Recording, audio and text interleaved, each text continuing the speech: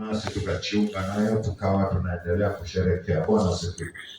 But kile kitu naomba mtu jifunze zaidi, ndio leo kuna mambo shetani alielewa yakiwekwa wazi, mtakuwa wachanja zaidi na kushika msalaba kuliko penye mlivyo. Bwana asifiwe. Ndio anakuta shetani anatunga uovu ya kwamba siku ya Yesu kuzaliwa, hiyo siku haiwezi katangazwa. Bwana asifiwe. Alafu ile siku iliyokuwa wazi ambayo Yesu alisalitiwa, hiyo siku haiwezi wekwa kwa Biblia. Bwana asifiwe. Alafu ile siku Yesu alipofufuka kutoka kaburini, hiyo siku haiwezi kanakiliwa. Bwana asifiwe. Lakini ukisoma unakuta kwamba Yesu akafufuka, ile jiwe likapelingishwa, Maria Magdalena wakapata ile penye kulikuwa umeweka Yesu, akakuta kuna sanda pale.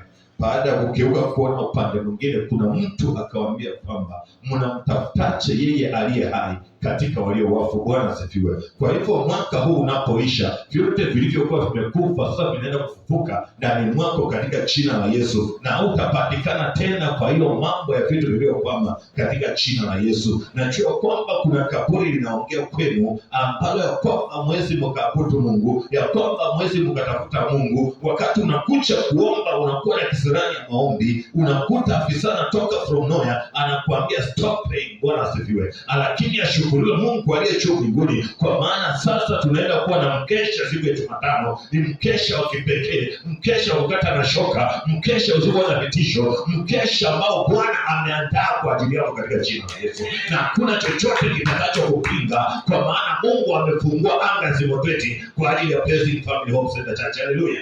Mungu anaenda kutenda mambo ya ajabu, kwa maana kila kitu tulichokuwa tukiuliza Mungu, sasa Mungu amechizichua na amejibu katika jina la Yesu. Kwa hivyo wapendwa, usiogope jambo lolote, kwa maana yeye ndiye nuru tunayemwabudu, na hiyo nuru ikiwa ndani yetu, nasi tunang'aa katika jina la Yesu.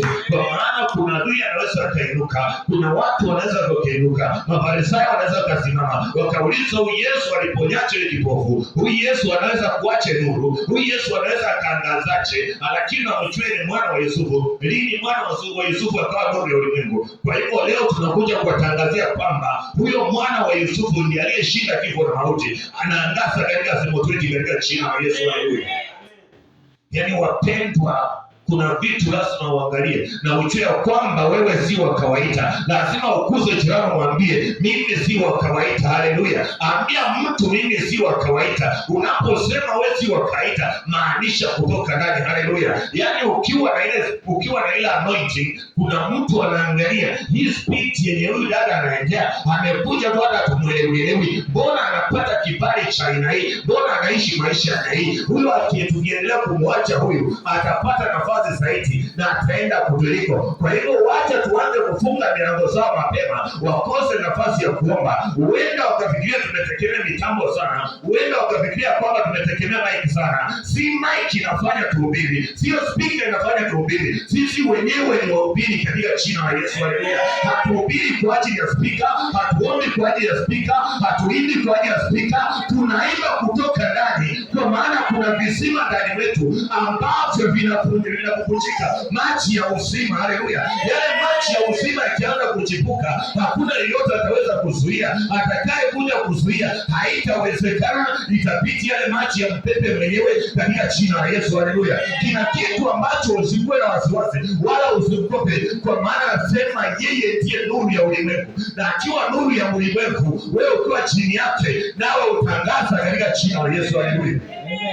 Yaani hakuna siku unataka kataza. Hakuna siku utakayowasha taa na uweke chini ya kitanda. Hakuna siku utawasha taa uweke ndani ya chini ya meza. Bwana asifiwe. Ndio unapoingia katika nyumba, pulp ya kumulika imening'inia juu. Yaani angazie wale watu. Haleluya. Anayetaka kuzima taa yako na asile mwenyewe katika jina la Yesu. Anayesema hautaangaza, naye mwenyewe akose mwanga katika jina la Yesu. Anayesema hautaomba, akuachilie katika jina la Yesu. Yaani kuna mtu hiyo siku ndio likakuja likachukua vitu vingine, unauliza Mungu, na ashukuriwe Bwana Mungu muumba mbingu na nchi, kwa maana nimekuwa nikiuza Mungu nifanye namna gani?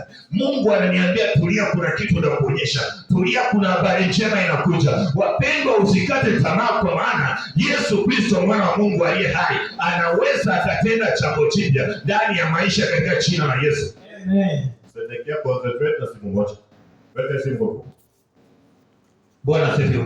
Amen. So ile kitu tunatakana elewa ya kwamba Mungu akiwa upande wako, Mungu ni mwaminifu na Mungu ana upendo. Bwana asifiwe. Yeye hawezi akaenda msalabani akasulubiwa, akafikwa, akafufuka, akapaa. Bwana asifiwe. Na siku zote unachua penye ukweli huko, lazima tu hapo. Bwana asifiwe.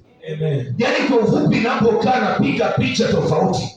Tunapokaa ndani ya kanisa hivi, ukijaribu kuangalia hapa sasa, tulisema niletee inzi. Ni rare sana kupata inzi ndani ya kanisa, kwa maana kila mtu ni msafi. So ulipo hapo ni wasafi, lakini ukitaka kuita inzi, wacha mtoto afanye pale huko.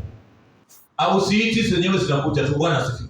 So wakati umeng'ara, umekaa, unaangaza, wanaangalianga huu mwanga ni mwanga wa aina gani? Bwana asifiwe. Hii nuru ni nuru ya aina gani? Bwana asifiwe. Ndio mamajusi wanatoka mashariki wameona nyota. Bwana asifiwe. Wanapoona nyota hawatafuti mtu, hawaulizi chochote, wao wanatafuta nyota. Bwana asifiwe. Naomba hata nao ujue kwamba wewe ni nyota na unang'aa katika simotweni katika jina la Yesu. Wapendwa, nataka uelewe ya kwamba Mungu anatuma mtu mahali. Anapotuma mtu mahali, inakuwa njia ya Mungu kupita. Bwana asifiwe. Wakati Ibrahimu alipokuwa ameachana Loti, Ibrahimu akaenda Harani, akaenda akafika mahali pale kwa Mamre, akaunda akakaa mahali pake. Alipoketi mahali pale, Mungu akatafuta nyayo za Ibrahimu, wakafika kwa watu watatu. Wakauliza, Ibrahimu akasema, Bwana, kama nimeona kibali machoni penu, naomba mniruhusu nilete maji mkanawe nikuu. Na ilikuwa ni mchana. Bwana asifiwe. Baada ya kutoka pale kwa Ibrahimu, kwa maana kuna mtu mwenye haki tena ako Sodoma na Gomora, ako Sodoma kule. Tena wakasema tunaelekea huko Sodoma. Bwana asifiwe. Lakini kumbuka, Sodoma hawakuwa wanaenda kutoa watu wote, hawakuwa wanaenda kuomba watu wote. Kile kitu nataka kujiuliza ni kwamba mbona hii mkesha Ijumaa ya Jumatano ilipita hii, mbona wakati wa maombi hakuna mwanamke yeyote, hakuna mtoto wa kike, ni wanaume hata tuwajui wanatoka wapi, but wao ndio wako fire more than us. Bwana asifiwe. Amen. Nataka kujua kwamba si kitu cha kawaida.